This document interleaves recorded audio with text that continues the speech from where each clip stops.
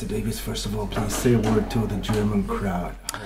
The German snooker fans are fantastic, and they remind me very much of what it was like back in the 1980s when snooker was first on television, the first wave of excitement in the UK, and I feel the same has happened in Germany. And you know, it does need TV for it to happen, and we come over here to play competitions and exhibitions, and we feel as if we're at home. Mm-hmm. A perfect snooker evening for Steve Davis, how does it look like? I guess it is without TV cameras and... Well, in my heart, obviously when I first started, I'm a competitive player, and that is the big buzz. So a perfect snooker evening is the final of the World Championship. But when you start to realise that snooker is not just about competition, it's also a pastime, it's also something to enjoy for lots of people to go as a hobby, then you start to realise that snooker can be used for fun, and you can enjoy the fun side of things. And they're very separate. One is competitive, the other is exhibition snooker, fun snooker. And this can be entertaining in its own way. It's a different crowd, perhaps. Perhaps some people don't like it. They just like watching competitive play. Other people prefer it because they think it's a good night out, so to speak.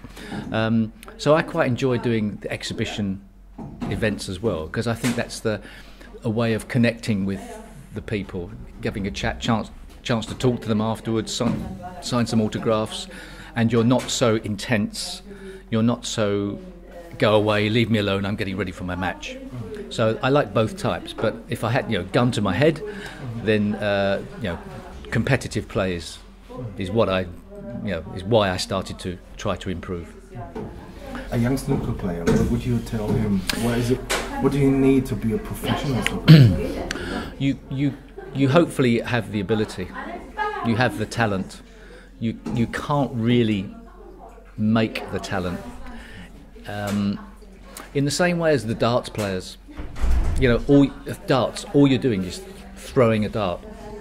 There's not much technique required to throw a dart. There is some, obviously, but there's not much. So what makes a good dart player from a bad dart player or an average dart player? Nobody really knows. But one person can throw always consistently, and another person is inconsistent. Under pressure, he's not so good. And the same applies to snooker. So what makes a good snooker player? Well, the ability to play very well under pressure. You can practice as much as you like, but you don't know until it actually happens whether you have the requirements.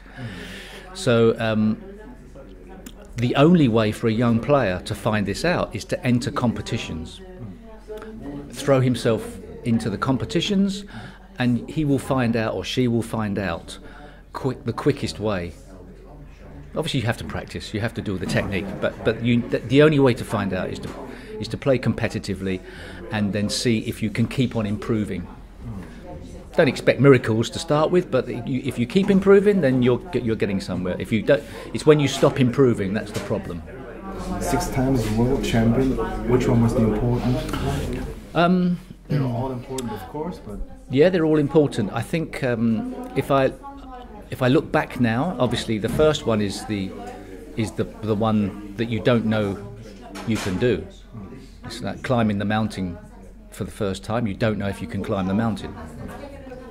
But the second one is a very important landmark, because you could always say that to win it once, the moon was in the right direction, everything was right for you. But to win it again twice, then that proves it was not a fluke. It was not lucky. So I think the second is important. So either first or second, then it perhaps gets easier. Perhaps, if anything, you can't call winning the World Championship easy, but perhaps it gets a fraction easier. Snooker without humor, is that possible for you?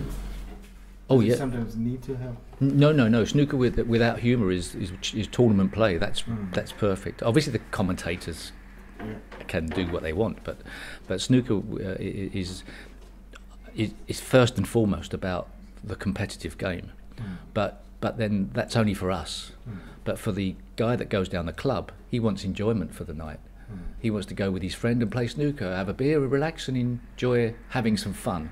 So that is important as well. So this is like an exhibition is like my going down the club as a hobby with a beer and just enjoying it. Last question. You never leave that behind, right? My cue? Right?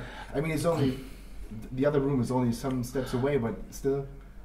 I know if it's securely locked up, then I leave my cue somewhere. Oh, okay. But this having a cue is not like having a set of golf clubs or a tennis rackets. The cue is a very personal thing, and even though they are made very similarly, you have a cue maker and he will make a cue identically. It is still a piece of wood, and each piece of wood is different.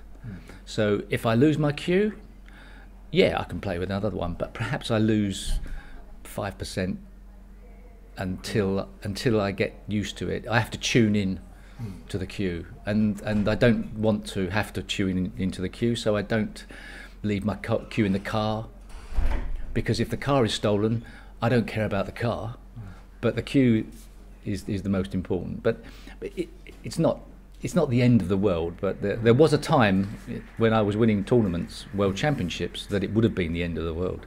Stephen Hendry had his cue stolen, and to give you some idea of how much he thought he needed it back, he offered a £10,000 reward. In his own mind, it was worth that just to get it back, because to change cues with another cue would be a big worry. Thank you so much. Thank you, pleasure.